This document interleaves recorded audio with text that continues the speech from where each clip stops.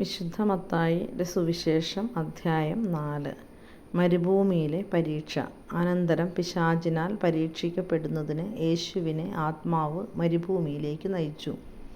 യേശു 40 ദിനരാത്രങ്ങൾ ഉപവസിച്ചു. അപ്പോൾ അവന് വിശന്നു. പ്രലോഭകൻ അവനെ സമീപിച്ചു പറഞ്ഞു, നീ ദൈവപുത്രനാണെങ്കിൽ ഈ കല്ലുകൾ അപ്പമാകാൻ പറയുക. അവൻ പ്രതിവചിച്ചു, മനുഷ്യൻ അപ്പം കൊണ്ട് മാത്രമല്ല, ദൈവത്തിൻ്റെ നാവിൽ നിന്ന് പുറപ്പെടുന്ന ഓരോ വാക്കുകൊണ്ടുമാണ് ജീവിക്കുന്നത് എന്ന് എഴുതപ്പെട്ടിരിക്കുന്നു.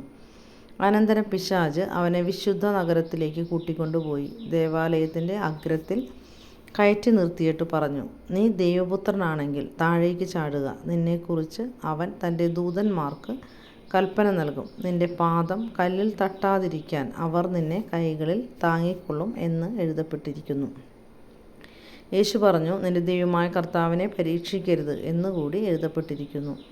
വീണ്ടും പിശാച് വളരെ ഉയർന്ന ഒരു മലയിലേക്ക് അവനെ കൂട്ടിക്കൊണ്ടുപോയി ലോകത്തിലെ എല്ലാ രാജ്യങ്ങളും അവയുടെ മഹത്വവും അവനെ കാണിച്ചുകൊണ്ട് അവനോട് പറഞ്ഞു, നീ സാഷ്ടാംഗം പ്രണമിച്ച് എന്നെ ആരാധിച്ചാൽ ഇവയെല്ലാം നിനക്ക് ഞാൻ നൽകും. യേശു കൽപ്പിച്ചു, സാത്താനെ, ദൂരെ പോവുക. എന്തെന്നാൽ നിന്റെ ദൈവമായ കർത്താവിനെ ആരാധിക്കണം, അവിടുത്തെ മാത്രമേ പൂജിക്കാവൂ എന്ന് എഴുതപ്പെട്ടിരിക്കുന്നു. അപ്പോൾ പിശാച് അവനെ വിട്ടുപോയി. ദൈവദൂതന്മാർ അടുത്തു വന്ന് അവനെ ശുശ്രൂഷിച്ചു. യേശു ദൗത്യം ആരംഭിക്കുന്നു. യോഹന്നാൻ ബന്ധനസ്ഥനായെന്ന് കേട്ടപ്പോൾ യേശു ഗലീലയിലേക്ക് പിൻവാങ്ങി. അവൻ നസറത്ത് വിട്ട് സെബുലൂണിൻ്റെയും നഫ്താലിയുടെയും അതിർത്തിയിൽ സമുദ്രതീരത്തുള്ള കഫർനാമിൽ ചെന്നു പാർത്തു.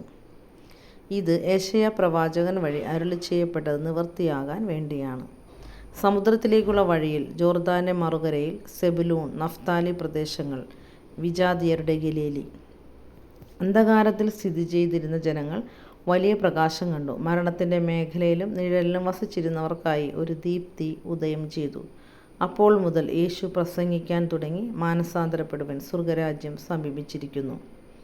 ആദ്യത്തെ 4 ശിഷ്യന്മാർ. അവൻ ഗലീലി കടൽ തീരത്ത് നടക്കുമ്പോൾ കടലിൽ വല വീശിക്കൊണ്ടിരുന്ന 2 സഹോദരന്മാരെ കണ്ടു. പത്രോസ് എന്ന് വിളിക്കപ്പെടുന്ന ശിമയോനെയും സഹോദരൻ അന്ത്രയോസിനെയും. അവർ മീൻപിടുത്തക്കാരായിരുന്നു. അവൻ അവരോട് പറഞ്ഞു, എന്നെ അനുഗമിക്കുക, ഞാൻ നിങ്ങളെ മനുഷ്യരെ പിടിക്കുന്നവരാക്കും. തൽക്ഷണം അവർ വലകൾ ഉപേക്ഷിച്ച് അവനെ അനുഗമിച്ചു. അവർ അവിടെ നിന്ന് മുന്നോട്ട് നീങ്ങിയപ്പോൾ വേറെ 2 സഹോദരന്മാരെ കണ്ടു, സെബദി പുത്രനായ യാക്കോബും സഹോദരൻ യോഹന്നാനും. അവർ പിതാവുമൊത്ത് വഞ്ചിയിലിരുന്ന് വല നന്നാക്കുകയായിരുന്നു. അവരെയും അവൻ വിളിച്ചു. തൽക്ഷണം അവർ വഞ്ചി ഉപേക്ഷിച്ച് പിതാവിനെയും വിട്ട് അവനെ അനുഗമിച്ചു. യേശു രോഗികളെ സുഖപ്പെടുത്തുന്നു. അവൻ അവരുടെ സിനഗോഗുകളിൽ പഠിപ്പിച്ചും രാജ്യത്തിൻ്റെ സുവിശേഷം പ്രസംഗിച്ചും ജനങ്ങളുടെ എല്ലാ രോഗങ്ങളും വ്യാധികളും സുഖപ്പെടുത്തിയും ഗലീലി മുഴുവൻ ചുറ്റി സഞ്ചരിച്ചു. അവൻ്റെ കീർത്തി സിറിയയിലെങ്ങും വ്യാപിച്ചു. എല്ലാ രോഗികളെയും, വിവിധ വ്യാധികളാലും വ്യതകളാലും അവശരായവരെയും, പിശാചുബാധിതർ, അപസ്മാര രോഗികൾ, തളർവാദക്കാർ എന്നിവരെയും അവർ അവൻ്റെ അടുത്ത് കൊണ്ടുവന്നു. അവൻ അവരെ സുഖപ്പെടുത്തി. ഗലീലി, ദെക്കാപോളിസ്, ജെറൂസലം, യൂദയ, ജോർദാൻ്റെ മറുകര എന്നിവിടങ്ങളിൽ നിന്ന് വലിയ ജനക്കൂട്ടങ്ങൾ അവനെ അനുഗമിച്ചു.